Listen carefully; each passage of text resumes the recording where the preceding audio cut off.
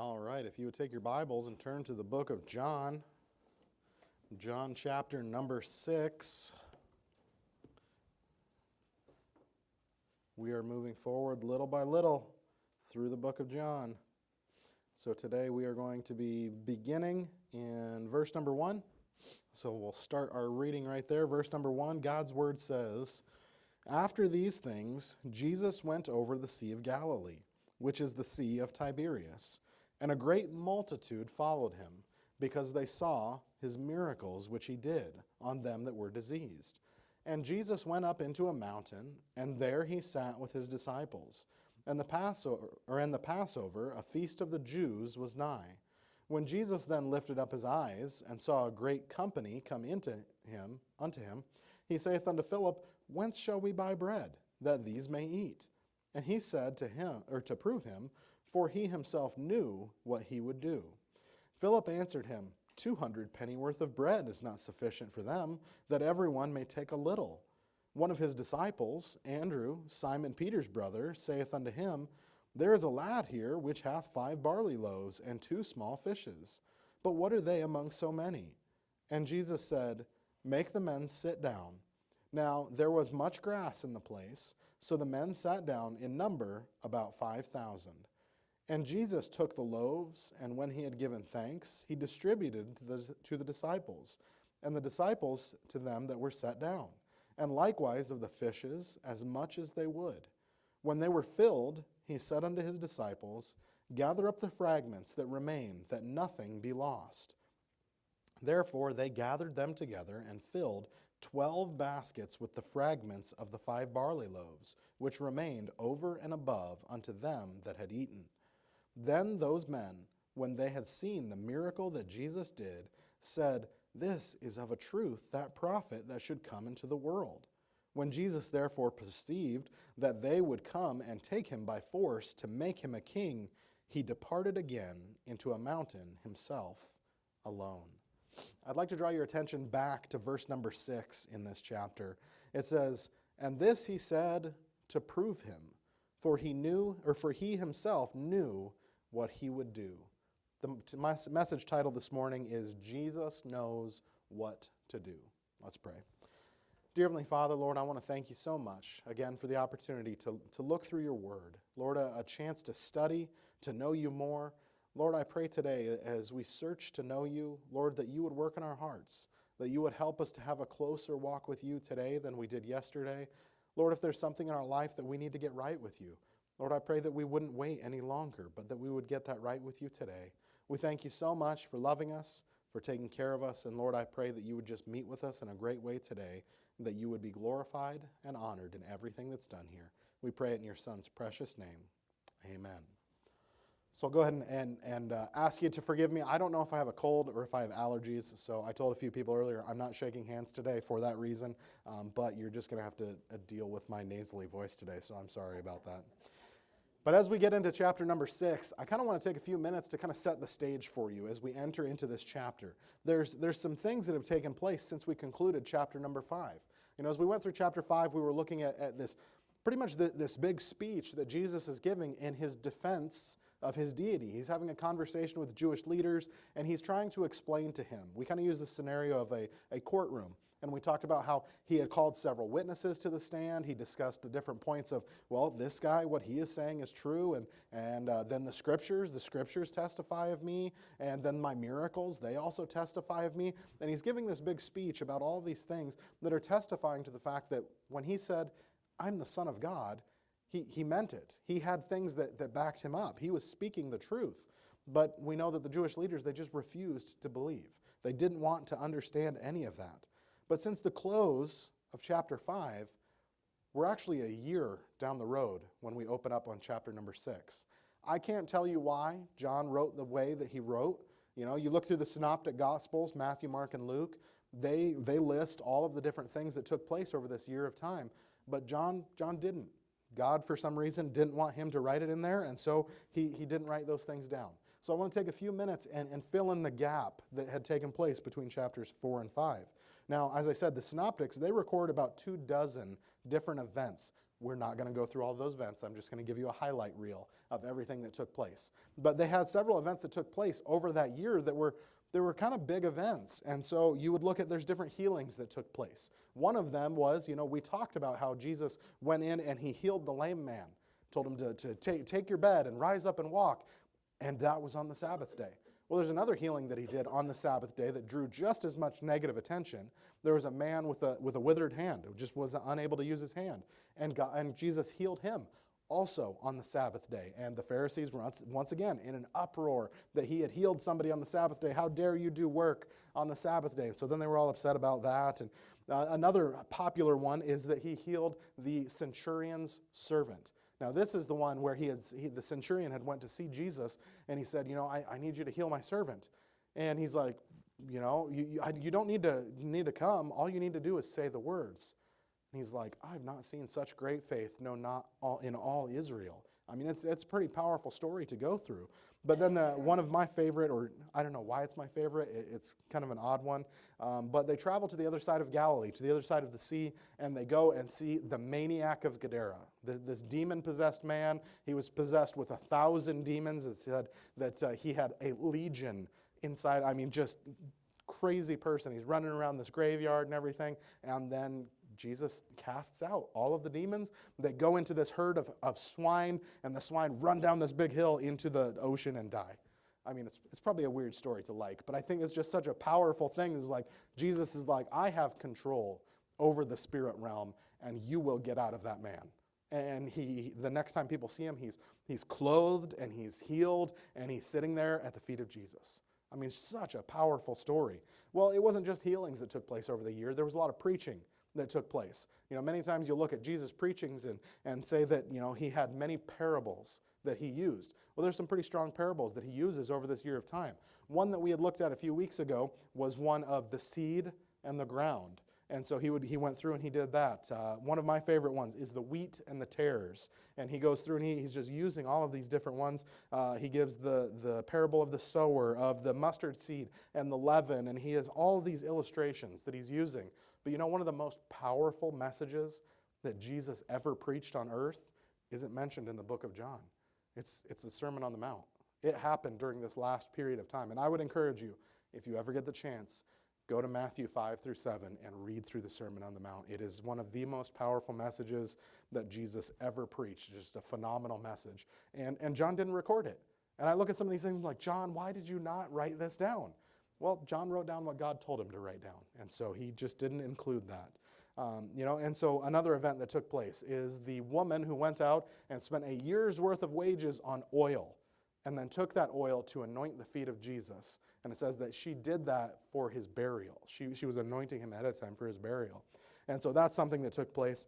And then Mark chapter 3 actually gives us the ordaining of the 12 apostles. I'm going to read a couple verses here for you. Mark chapter 3, verses 14 and 15 says, And he ordained 12, that they should be with him, and that he might send them forth to preach, and to have power to heal sickness, and to cast out devils. Now, it's interesting, or I bring that up, because at the end of this year period of time, that he takes all of the disciples, and he says, now, I'm going to send you guys out on a mission. I have some things for all of you to go do, and I'm going to send you out to go and do those things. That takes place right after this ordination of the 12 apostles. And he says, you have some things that you're going to learn, some things that you're going to experience, some things that you're going to do. And I look at some of them like, man, I bet those apostles were kind of excited, but kind of terrified at the same time. Like, what are we going to do? And so I want to read to you. Luke, this is recorded in all of the synoptics, but I like the section from Luke. Luke 9, 1 through 6 says, Then he called his 12 disciples together and gave them power and authority over all devils and to cure diseases. And he sent them to preach the kingdom of God and to heal the sick. And he said unto them, Take nothing for your journey, neither staves nor scrip, neither bread, neither money, neither have 2 coats apiece, and whatsoever house ye enter into, there abide, and thence depart. And whosoever will not receive you, when ye go out of that city, shake off the very dust from your feet for a testimony against them. And they departed and went through the towns, preaching the gospel and healing everywhere.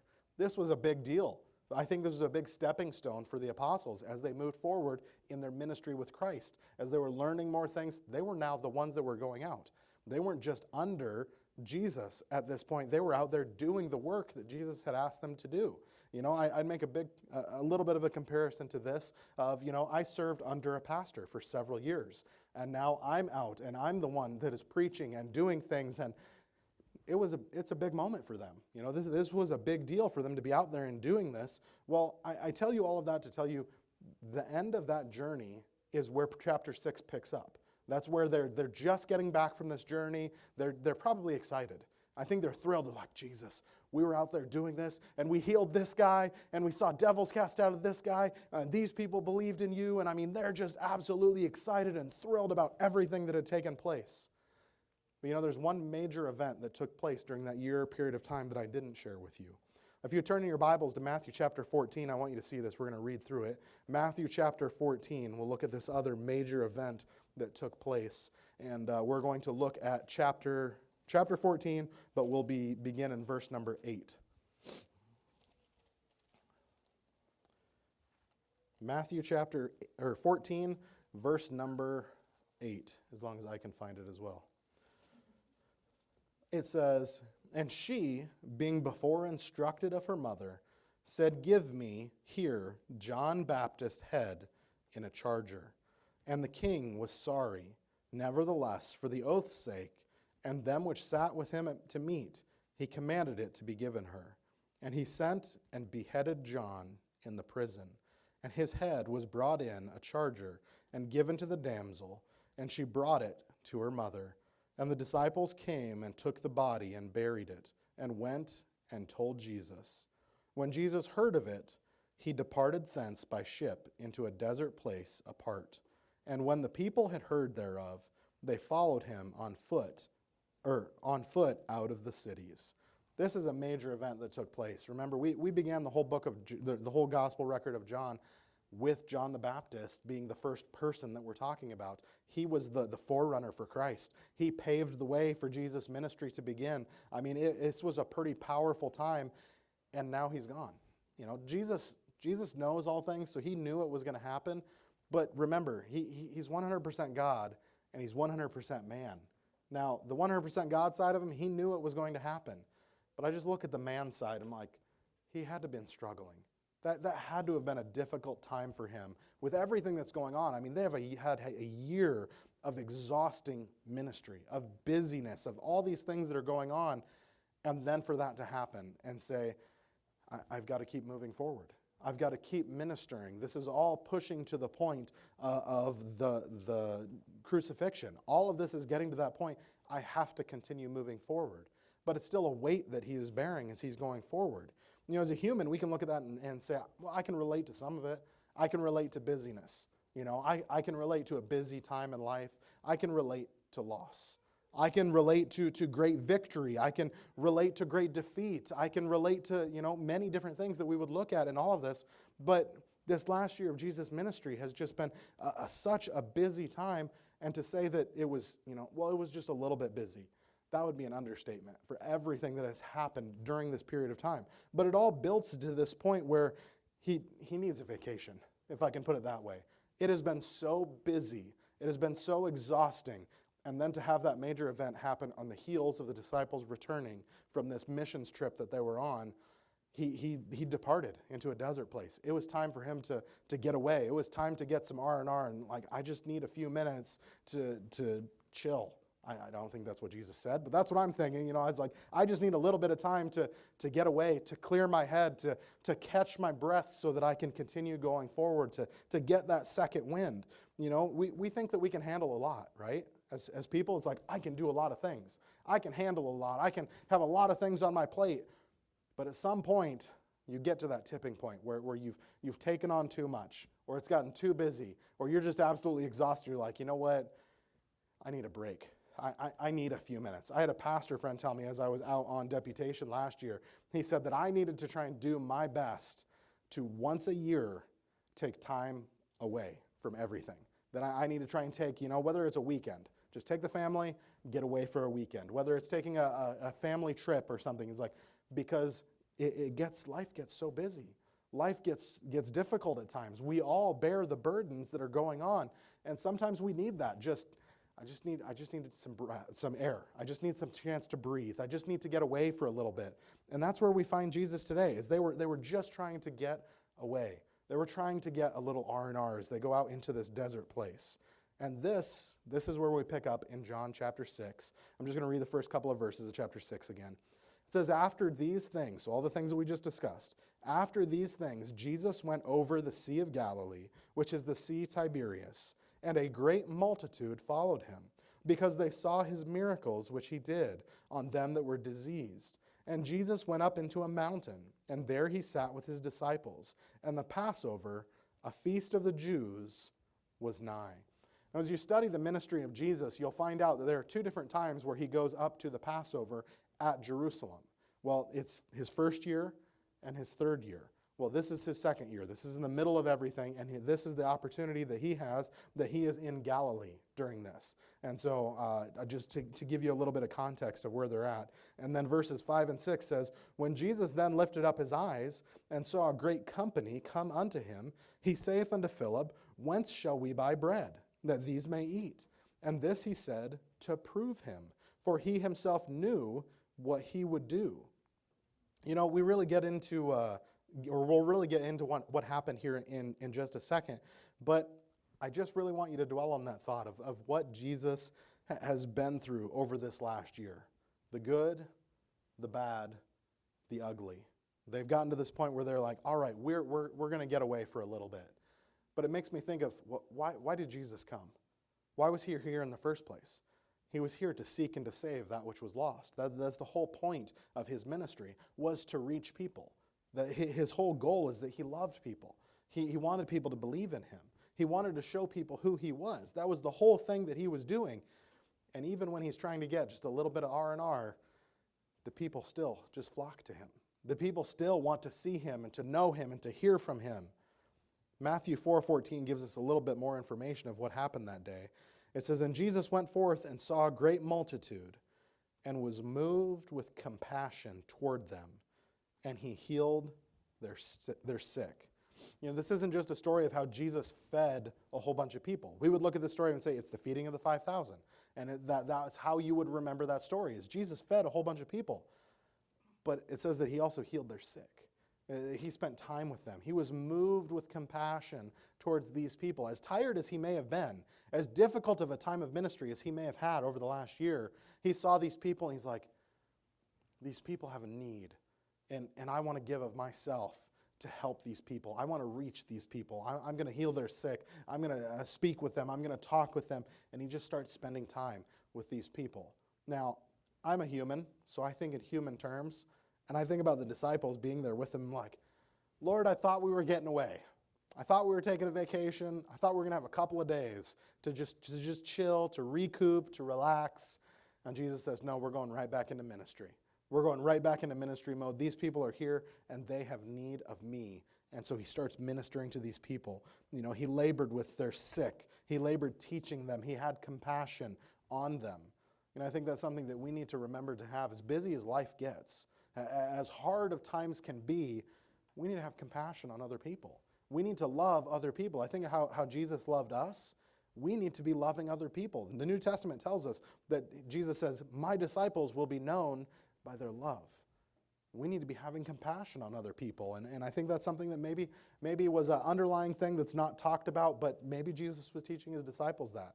As tired as you are, as busy as it has been, you still need to have compassion. You still need to be loving on these people. Now, all of that brings us to the point where he starts this conversation with Philip.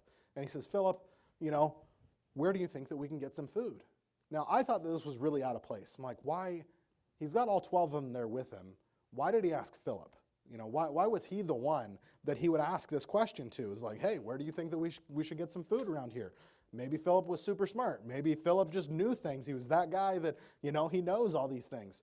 Well, it's actually because Philip was from that region. It says that he was from Bethsaida, which is the area in that they were in.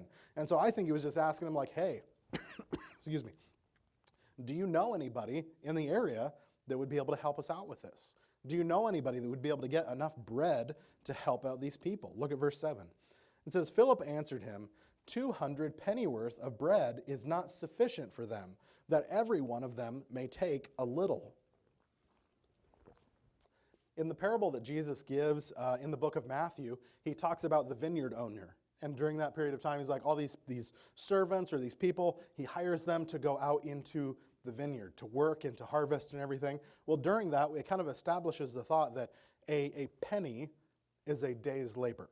They would go out, they'd work in the field all day, and they would get their penny. Well, Philip is saying 200 pennyworth of bread is not enough to feed these people. 200 days' wage is not enough to feed all of these people. Now, we could look at that in layman's terms and just say, that's a lot of people, right? There's a lot of people there. There's a lot of people, mouths that they're trying to feed. There's a lot that's going on. Well, when it says in verse number 10, it says, and Jesus said, make the men to sit down. Now, there was much grass in the place, so the men sat down, in number about 5,000. Now, it says there was 5,000 men that were there. Now, I don't know, but I tend to think things through. I'm like, it doesn't say that there wasn't anybody else. It just says that there happened to be 5,000 men. Well, let's just take a theoretic thought, okay? If there were 5,000 men there, let's say that maybe there were 5,000 men there that were married, and maybe there were 5,000 men there that had a child. Now, many Jewish families had more than one children, or more than one child. And so I think about this, I'm like, you can easily say there were somewhere between 15 and 20,000 people here. Now, I'm trying to imagine all of this. I'm like, Jesus, you're going to feed all these people? Like, there's a ton of people here that are out here following you, and you're going to feed all of these people? I'm really trying to set the stage for you. Think about being there and seeing this great multitude. You know, the only time that I think that I've ever seen maybe that type of quantity of people is if I've gone to like a major league sporting event or like a big college sports game. That's the only time that I've seen that quantity of people. I'm like, there's so many people here. And you think about some of these football stadiums and how many people that they hold, and I'm just looking around like, wow, think about all the mouths that are here to feed and all these people, and this is what's taking place.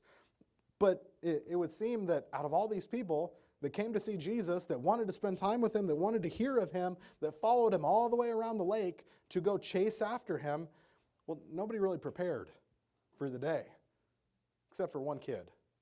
One kid prepared, well, maybe I shouldn't even say one kid. This kid's mom probably prepared him for that day and said, you know, if you're going to go out there and you're going to try and listen to this guy, you probably need to take some food with you. Like, okay, Mom, I guess I'll take some food with me. Well, by the time that, if you put all the stories together from all the different gospel records, it says, you know, that he had compassion on the people, and he started to heal the people, and he started to teach the people.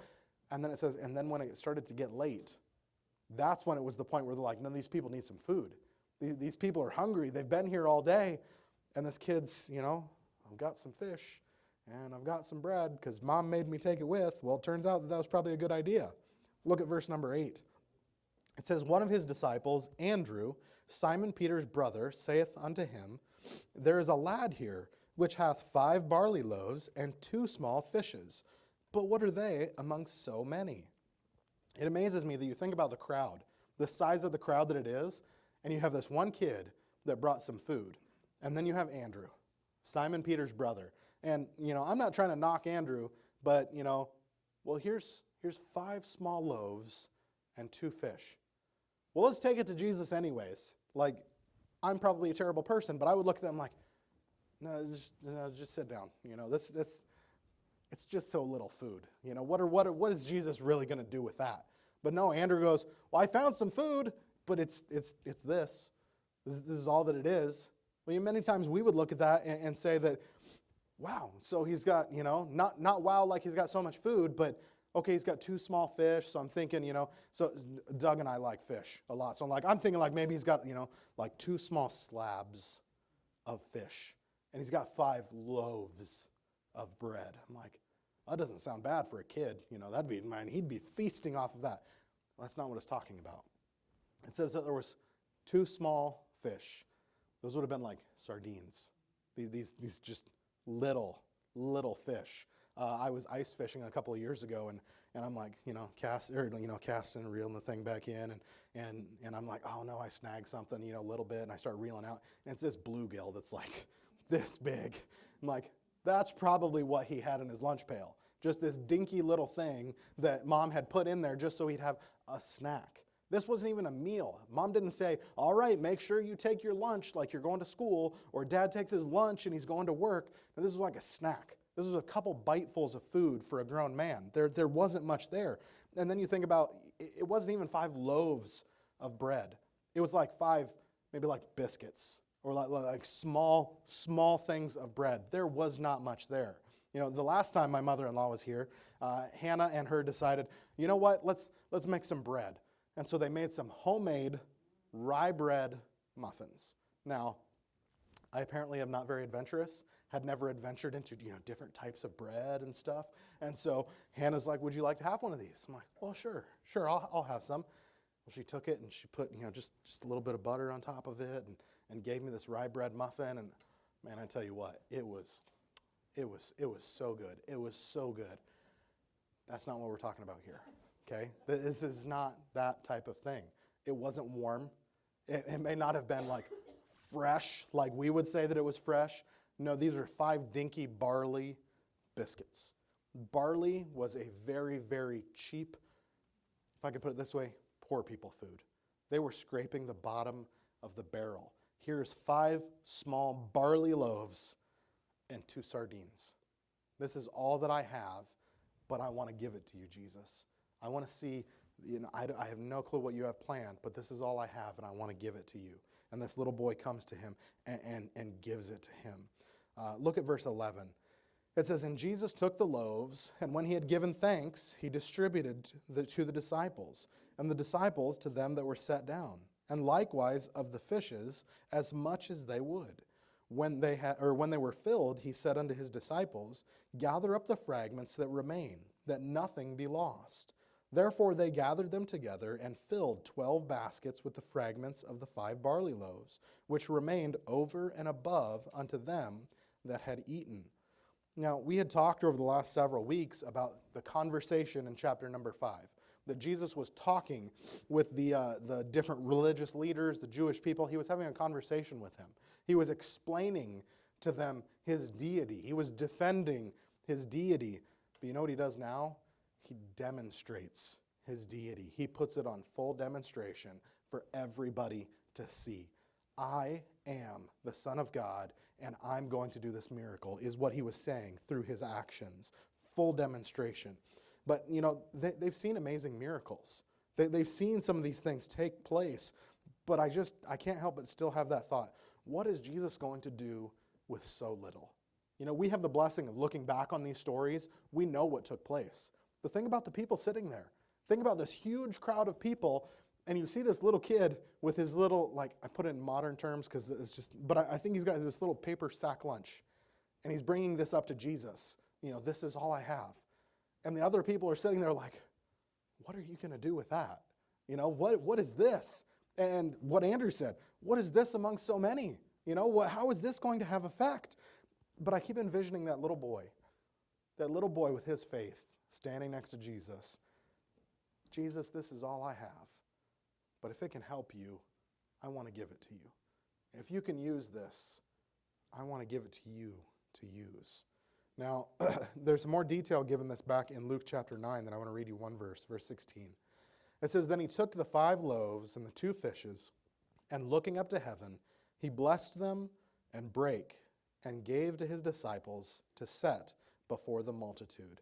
I'm thinking about this as he says that he broke the food. And I'm trying to envision all these different aspects of the disciples that are there and this little boy that is there. And he takes the food. And I don't know how he did it, but just started breaking pieces off. And he just keeps going and just keeps going. And I think that the disciples were sitting there like, what is going on? How is he doing that? And that first basket fills up. They're like, take the food. Go deliver it. The disciples, they go into work mode. They're like, oh, okay. And then they get the food and they're going out. And I can't help but think about this little boy. This little boy standing there just like,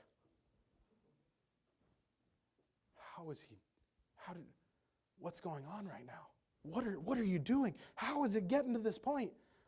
And I think about the people that had been following Jesus around over the whole last year, people who had been flocking to him. It says several times that the throng of people that followed Jesus around, I don't know how many people were there with him that had been following after him for the whole last year or even longer than that and trying to keep track of where he's at and what he's doing. I don't know. Maybe this was the very first miracle that some people had seen. Maybe this was the greatest miracle that some people had seen. Powerful nonetheless. They're watching as he's just providing food and giving more food, and it amazes me that they're at this point where there goes another basket, and there goes another basket. And I don't know how much the crowd knew, like if they had announced, all we have is 5 barley loaves and 2 fish. I don't think that was the case. I think that the people were just there, and this little boy is watching his faith be exercised as Jesus just keeps. And then he gets to the end of the fish. All right, that's all the fish. And he takes out the barley loaves, and he just starts just tearing off piece after piece after piece and sending the bread out to all the people and just keeps going until they had all eaten. Now, it doesn't say until they all had eaten a little bit. No, it said until they had eaten their fill. Now, when Philip mentioned it, he said, 200 penny worth of bread is not enough for everybody to have a little. And Jesus says, well, 5 loaves and 2 fish, that's enough. I can do a lot with that. It might not be much, but I can do great things with it. And so they see this great miracle being performed. Look at verse number 14 in chapter 6. It says, then those men, when they had seen the miracle that Jesus did, said, this is of a truth, that prophet that should come into the world.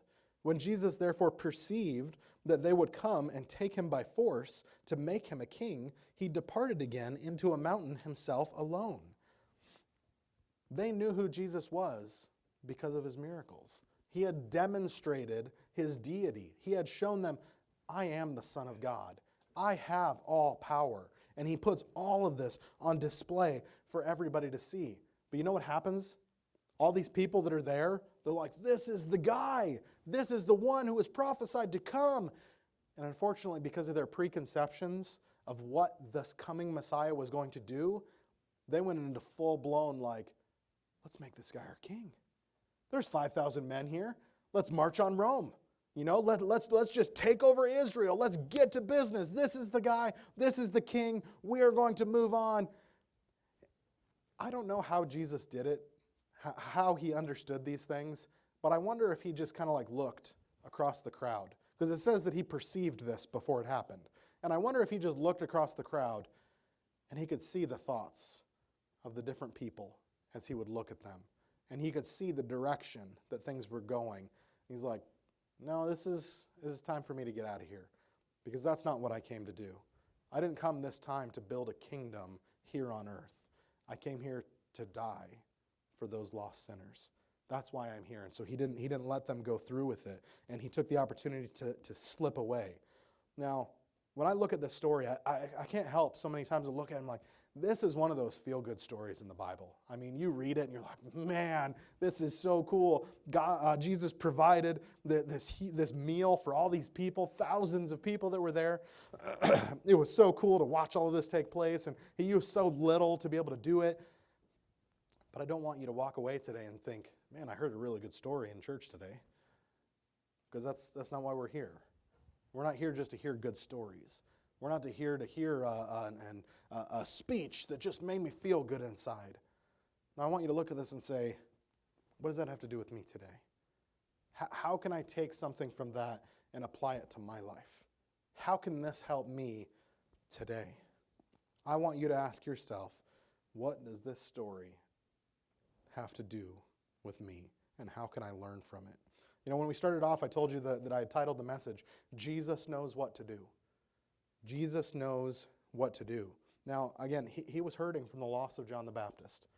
He was no doubt, human side, tired of the ministry that had been going on for the last year, just so exhausted, things that are taking place. There are so many different aspects that brought him to this point of, we need to have this R&R.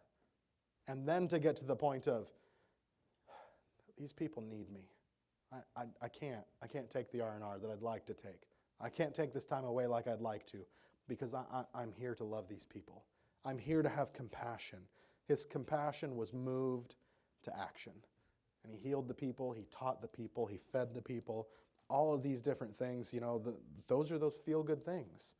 He knew what was going to happen. He knew that John was going to die. He knew that they were going to leave to a desert place to try and get some rest and relaxation. He knew that the people were going to follow him around the Sea of Galilee. He knew that he was going to have compassion. He knew that he was going to heal these people. He knew that he was going to feed the people. He knew all of these things. He knew that there was going to be a little boy there with hardly anything to offer him. And he knew he was going to use that to perform a great miracle. Now, that brings me to this thought. Maybe you sit here today and thinking, God, I don't have much to offer you. I'm just me. All I have is me. That's enough. Because it's not about what is offered. It's about what he can do with it. Jesus, he's the one with all the power. He's the one that can do great and mighty things. He took 5 loaves and 2 fish and did a great miracle. What do you think he could do with you?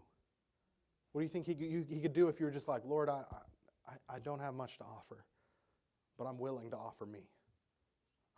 I'm willing to serve you. I'm willing to help you however I can. I'm willing to let you use me however you can. And he says, you may be much or you may be little, but I can do great things with you. There are great things that God can do. It's not the size of the gift. It's the fact that it's being given. He says, I can do great things with you. And I think about this in my own life. I'm like, Lord, I'm just me. That's all I am. That's all I've ever been. That's all I ever will be. But Lord, you have all of me. Not just part of me. You have all of me. What you can do with it what you will. You can use me how you will. You can send me where you would have me to go. Even if it's Hillsboro, North Dakota. I'm fine with that. And so we came, and we're here. I was like, Lord, use me however you will. And I think about this little boy that probably didn't think much was going to happen. God, I don't know what you can do with this, but here's my 5 loaves and my 2 fish. Do with it what you will. And I want you to think about that today for you. Are you there? Are you at that point? God, here I am. Take me. Use me for however your will would be. Do with me what would help the most. Do with me whatever. I think about that so many lives. Like, man, if people just said, God, here am I. Use me. I wonder how much more change God could make in a world like ours. Just people that are willing to be used by him for his glory, for his honor, for the advancement of his kingdom. All I have is a little bit, Lord. But I also want to bring this other point to your attention. I thought it was very interesting as you look through the story and you think about the powerfulness of it and the thousands of people that are fed and the food being provided. But then at the end, it makes that comment, disciples go out and collect all the fragments that none be lost. When we think about that sometimes, we're like, maybe that's just a responsible thing. Maybe he's just trying to put a good example, be responsible, don't let things go to waste. I try and tell my kids that all the time. Don't let your food go to waste and, make sure you're eating your food. And maybe you could look at that and say that. But I don't think that's what's taking place here. I have 2 thoughts on this. I think either one, there was more people that should have been there that weren't there, that decided I have better things to do today than to go listen to some crazy man walking around the countryside talking about how he thinks he's God. I've got other things to do. Well, I wonder if there weren't more people that should have been there that day. People that he had already provided for, and they just chose not to show up. The same thing can be true of salvation. Jesus has already provided for it. But there's a lot of people that are not choosing to believe on him. The other thought is, when you willingly decide, Lord, here I am, use me, he is always going to provide above and beyond what you can imagine. And I look at my own life, I'm like, I remember the rock bottom point that I had gotten to. I remember I had 2 years of just, it felt like struggle after struggle after struggle, to the point where I finally got saved. And Hannah and I have talked about this many times. That is like, I feel like this great turmoil that took place over 2 years. And then to see where I am today, I am not the most wealthy person in the world. I am not driving around a brand new car. I am not, living in a mansion. But God has blessed me over and above anything that I could have imagined. He is always going to provide more than what you think He's going to. He's always going to provide better than what you think He's going to. He's always going to take care of you. He's just asking that you say, Lord, here am I. I may not be much, but I'm here for you to use however would bring you glory, however would help you, however would advance your kingdom. Lord, here am I. That's all He's asking of you. He promises to take care of you. He's going to provide your needs. And I look back, I'm like, He always has. It may not have been in my timing. It may not have been the way that I imagined that it was going to take place. But He said, Justin, I'm going to take care of you. I'm going to provide for you. I love you, and I wouldn't let you go without. Does that mean that I'm going to drive a brand new car? Nope. Does it mean I'm going to live in a mansion? Nope. Does it mean I'm going to be a super wealthy, like one of those super wealthy pastors, No. No, it doesn't. But it means that He's going to take care of all my needs, like He always has, and like He always will, because He will always provide above and beyond. And I think that's such a comfort to look at. But I want you to ask that question to yourself today.